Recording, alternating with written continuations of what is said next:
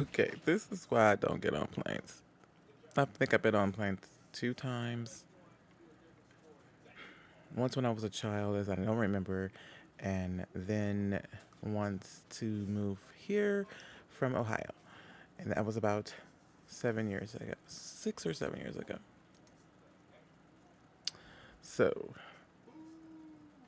I know I'm going to be like, nope, never again. And this is where I'm going to end up staying unless I drive everywhere I go because no more planes for me.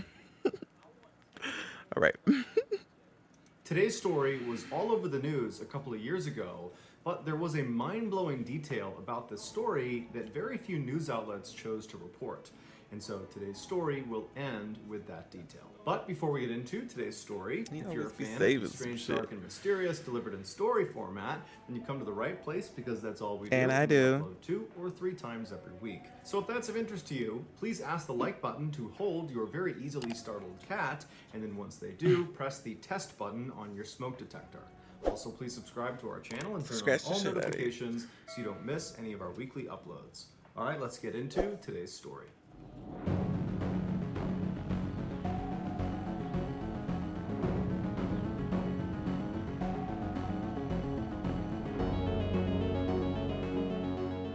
On April 17th, 2018, 42-year-old Holly Mackey sat And this was down in recent. aisle seat 14C on a Southwest Airlines plane. That morning, she, along with 143 other passengers and the 5 crew members, would be flying from New York City to Dallas, Texas. And then after that 4-hour flight, Holly would get off that plane and board another plane from Dallas to Oklahoma City, where she lived. But luckily, that flight was only about an hour long. After Holly buckled her lap belt, she put her carry-on bag under the seat in front of her, and then she waited to see who was going to be sitting in the 2 seats to her left. A few seconds later, a 43-year-old bank executive and mother of 2 named Jennifer Reardon came walking down the aisle and stopped right outside of row 14 and turned into the aisle towards Holly. And Holly, who was kind of keeping her head down, she noticed there was this person standing outside of her aisle, and so she turned and looked up, and looking down at her was this big bright smile, and Jennifer said to her, hey, can I sit next to you? Is anybody using those seats? And Holly would say, nope, I'm here by myself, go right ahead. Unlike other airlines that would assign seats to all of their passengers before they boarded, Southwest Airlines has an open seating plan. What they do is they basically group I didn't know that. passengers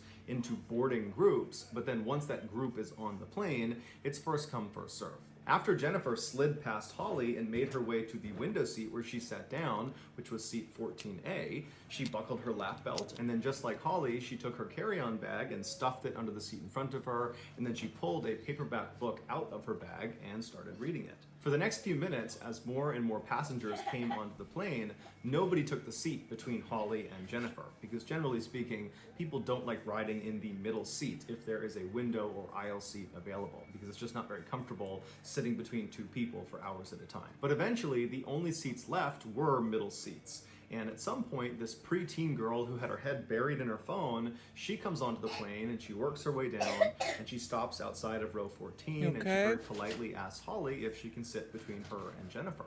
And Holly says, absolutely. And so this girl slips past Holly and she sits down in seat 14B. She puts her lap belt on, she takes her carry-on, puts it under the seat in front of her, and then she just goes back to looking at her phone.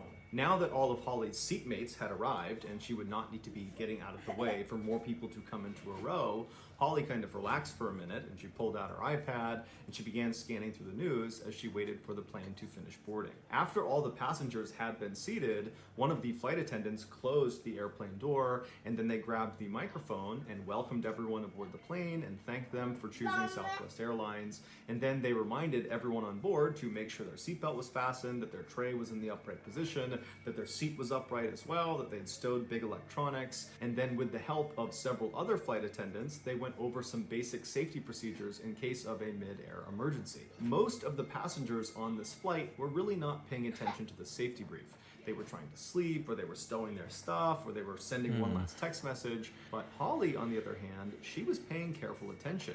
Now, this wasn't totally unusual for her. She was generally safety conscious, but for some reason on this flight, she just had a sense that something bad was about to happen. There was this Oh no. deep sense of foreboding that she normally didn't feel on flights. And so she found herself really carefully paying attention to these procedures in case something did go wrong. After the brief was over, the attendant who was holding the microphone thanked everyone for listening and then said, "Sit back, relax, and enjoy your flight." But Holly couldn't do that because, one, she really did have this weird sense that something was off about this flight, that something bad was going to happen, and she just didn't know why. And then number two, she remembered that she had drank this huge cup of iced coffee before she boarded the plane, and so Now now she she gotta pee. really had to use the bathroom. But the plane had already begun taxiing over to the runway, and an attendant had told her she had to sit down. You can't go to the bathroom now. You gotta wait until we're up in the air. And so Holly, who was now feeling very mentally and physically uncomfortable, found herself kind of anxiously looking to her left out the window as the plane continued to taxi to the top of the runway. And then once the plane was set, it paused for a second, and then the engines fired, and Holly and the girl next to her and Jennifer all got sucked back into their seat as the plane began hurtling down the track. And so Holly, the girl, and Jennifer, they're all turned, they're looking out the window as the plane is just bombing straight ahead. They're watching the airport kind of disappear out of view, and then they feel the plane begin to get lift, and then they take off. As the plane rapidly ascended, Holly turned away from the window and just sat back and closed her eyes and was just picturing that moment when they reached their cruising altitude, and she would hear that chime in the cabin, and then the captain would come on the intercom and say, "We've reached our cruising altitude, it's now safe to get up and walk around," at which point Holly was going to run to the bathroom. And so when the plane finally got to a point where Holly felt like they were starting to level out, they probably were going to be at their cruising altitude soon, Holly preemptively undid her seatbelt and turned to face the aisle, getting ready for that chime in the cabin so she could get to the bathroom as soon as possible. But that chime didn't happen. Instead, when they reached their cruising altitude, the captain came on the intercom and she would tell everyone that they had reached their cruising altitude, but no one can leave their seats yet. They were expecting some fairly rough air, some turbulence. And so Holly was totally frustrated and disappointed, and she let out this audible grunt out of frustration. And Jennifer, who had her head in her book, she hears this grunt, and she turns to look at Holly to make sure she's okay. And at the exact same time, Holly found herself kind of looking down and turning towards the window to look out the window. And she made eye contact with Jennifer. And immediately Holly recognized that Jennifer thought something was wrong with her, and she was kind of looking at her to make sure she was okay. And Holly just goes, "I really have to go to the bathroom." And so at this, the two women kind of laughed about Holly's plight because it was kind of funny that she desperately needed to go but wasn't allowed to. And so eventually Jennifer just said, "I'm sure they'll let you go soon." And then Jennifer went back to her book, and Holly went back to anxiously waiting to use the bathroom. And the girl sitting between them did not care at all. She was not listening to them. She didn't care. She had her head buried in her phone. After several minutes, Holly started to worry that it might be a while before she was allowed to get up and move around, because she's looking at the flight attendants and they're all buckled into their jump seats and they were hitting some turbulence. And so Holly's thinking, okay, I got to do something to take my mind off of this discomfort. Not only the physical discomfort of needing to use the bathroom, but also that strange foreboding. It just was not going away. And she didn't know what it was, but she just had the sense that something bad was going to happen. And so Holly decided she would do some work. And so at 11:04 a.m. Eastern, she reached down below the seat in front of her and began fishing around in her bag for her laptop. Before she could grab it, she heard two deafeningly loud sounds in rapid succession. The first was a popping sound that came from outside of the plane near the left wing. And the left wing was right outside of their window. And then she heard this whooshing sound that went through the entire cabin. It was like a high-powered vacuum.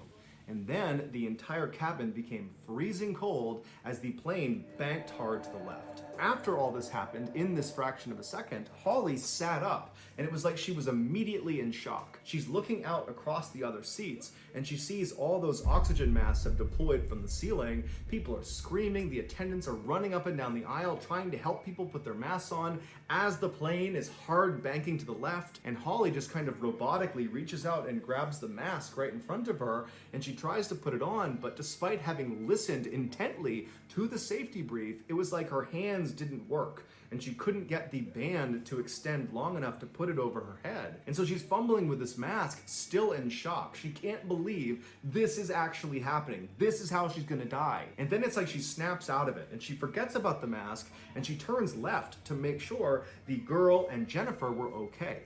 And what she saw was absolutely horrifying. That popping sound she heard outside of the plane was the sound of the engine underneath the left wing exploding. And when it detonated, the cowling, which is the outside of the engine, it kind of protects the engine, it broke apart. And one of the pieces of this cowling flew and hit the side of the aircraft, and it struck the window of row 14, Holly's row. And when it did that, it shattered the window completely, causing an explosive decompression of the cabin. When even a small hole opens up in a plane flying miles above the earth, that hole will create hurricane-like forces inside of the cabin. And so anything that is not completely anchored down, including people, will get sucked out of that hole. And in this case, that's what happened. When that window broke open, Jennifer, who was sitting closest to it, was immediately sucked through the window. Now, she was not completely ejected because her seatbelt kept her from going completely out the window, but her entire upper half was now wedged outside of the plane. As for the girl sitting next to Jennifer, in between Jennifer and Holly, she was still getting pulled towards the window because Jennifer, even though she had been pulled out, there was still segments of the window that were open. And so there was still suction towards the window. And so Holly instinctively reached over and grabbed this girl and pulled her in tight to her chest. And then with her left arm, she reached behind the girl and grabbed the belt of Jennifer. And she tried to pull Jennifer back into the plane, but she could tell there was no way she could pull her back. The forces pulling Jennifer out of the plane were far too strong. Holly remembers thinking, someone is gonna know this is happening. There's gotta be a sensor or something. The flight crew has got to be aware that a person is getting pulled out of the plane.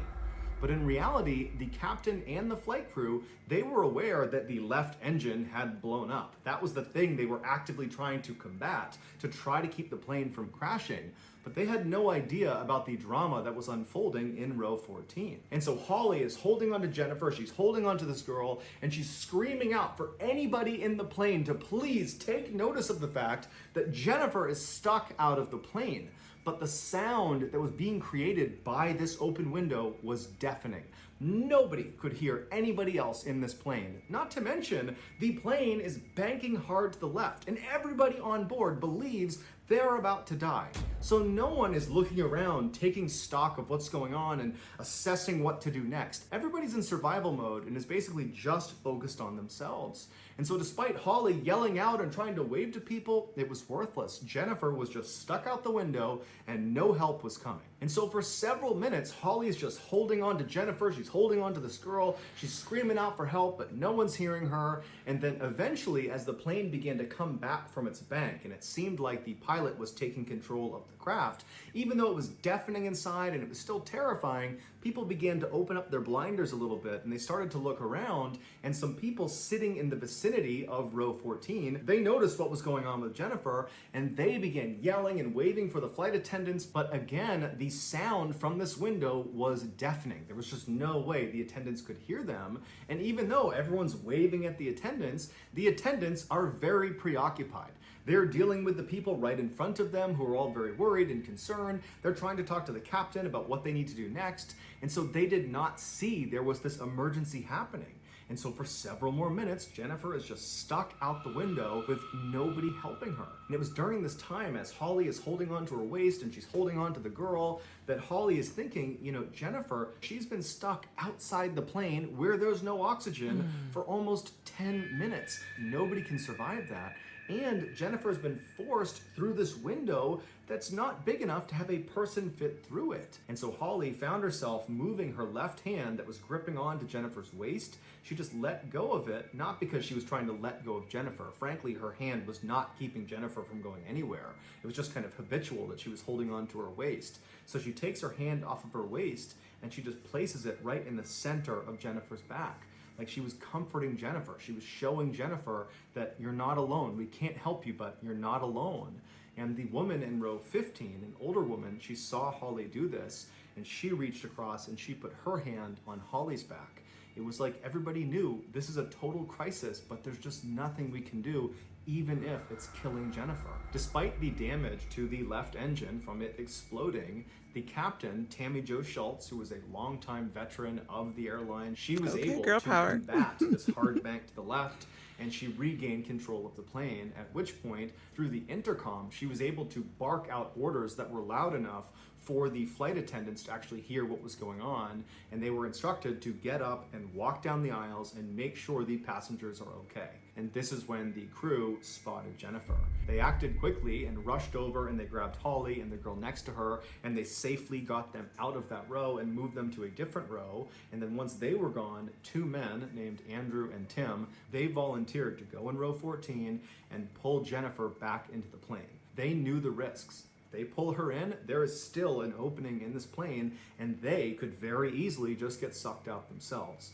But they didn't care. They knew they needed to help this woman. And so without any hesitation, the two men walked into row 14. They got in position, and with all their might, they were able to pull Jennifer in. They got her into the aisle, and then the two men were able to leave row 14 without being sucked out. And so Jennifer is laying in the aisle, and a passenger who happened to be a nurse, who was named Peggy, she rushed over and she began performing CPR. At this point, Holly remembers looking around the cabin and seeing that everybody was just perfectly still. It was still deafeningly loud inside of the cabin because this window is still sucking air out. So it's very, very loud, but she's looking out and there was just this aura of calm inside the plane. No one was running around, no one was panicking. Everyone was just kind of sitting, watching as Peggy was trying to save Jennifer's life. At 11:21 a.m., so 17 minutes after that pop was heard outside of the plane, the captain of this plane is able to successfully perform an emergency landing at an airport in Philadelphia. And as soon as they touched down on the runway, the captain had already Look at that coordinated with a window. medical team who was standing by, and they rushed on, they grabbed Jennifer, they rushed her out, they got her to the hospital, but unfortunately she didn't make it. She died from blunt force trauma from having been forced out of that window. It was just too small, and it happened too suddenly, and it killed her. Holly was obviously very shaken up by this experience, just like the rest of the passengers who were on board. But there's a detail in Holly's story that makes her experience even more traumatic. On the morning she got on this plane, she arrived at the airport fairly early. She had a big coffee with her, and she got in line for security. So as she's going through this line, she's drinking this huge coffee, and then when it's her turn to actually go through the scanners, she finishes this coffee, she throws it away, she goes through security, and by the time she's on the other side, she's now late. And so she runs all the way to her gate, and when she boards, her boarding group has already gotten on. And so all the seats that she liked to take, those are already gone. She liked to sit towards the front of the plane because she liked to be one of the people that got off the plane first once they landed.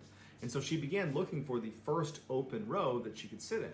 And so she starts walking down the row, and she finally gets to row 14. She's looking on her left, and there's a totally open row, 3 open seats. And so, like she always did on long flights, she took the window seat, seat 14A, because she could lean her head up against the side of the plane and sleep. And so after she buckled herself in and put her luggage underneath the seat in front of her, she remembered she had just drank that huge cup of coffee while she was going through security, and even though she didn't have to go to the bathroom right then, she expected to probably have to go a couple of times once they took off. And so not wanting to disrupt the two people that were inevitably going to take the 2 seats next to her by constantly all flight long getting up and sneaking past them to go to the bathroom over and over again, Holly decides, you know what, I'll just move, I will sit in the aisle seat. It's not as good because I can't sleep, but at least this way I can get up and use the bathroom without disrupting the people I'm sitting near. And so she unbuckles herself, she reaches down, she grabs her Saved bag her from underneath own the chair in life. front of her, she stands up and she moves 2 seats over to the aisle seat of row 14. She sits down, she puts her seatbelt on, she puts her luggage under the seat in front of her there, and then as she's kind of getting herself situated, she sees someone has stopped right outside of row 14. And so she turns, and looking down at her is the smiling face of Jennifer Reardon. And she says, hi, is anybody sitting next to you? Can I sit next to you? And Holly says, absolutely. And Jennifer sneaks past her and sits in the window seat. So that's going to do it, guys. If you got something out of today's Oh my episode and you haven't done this goodness. already, please ask the like button to hold your easily startled cat. What? I ain't getting on planes. It's a wrap. We ain't doing that no more.